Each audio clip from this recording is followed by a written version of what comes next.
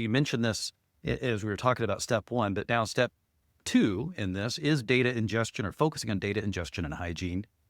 What does that mean, hygiene, when it comes to your data? And what's important here? We want the data that's in that tool to match what's in the source of truth, right? We want to be able to give whoever is looking at their infrastructure from their tool or their, dashboard of choice, whatever it may be, a common experience as to someone that's looking at the data that's actually driving it. Making sure that, our data is clean, both on ingest and throughout the entire life cycle is extremely important because we don't want that deviation between those two systems because that's where we can start to introduce bigger long-term issues, right? Of starting to either drive the infrastructure incorrectly as it relates to how we use the automation and what it's doing. But also operationally, if you have two teams with two different views of the same infrastructure, they may land on a different problem when they're trying to troubleshoot something common.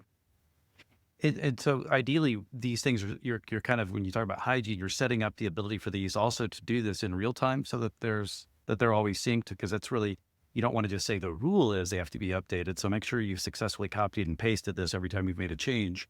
That's not really a scalable solution that would reduce errors.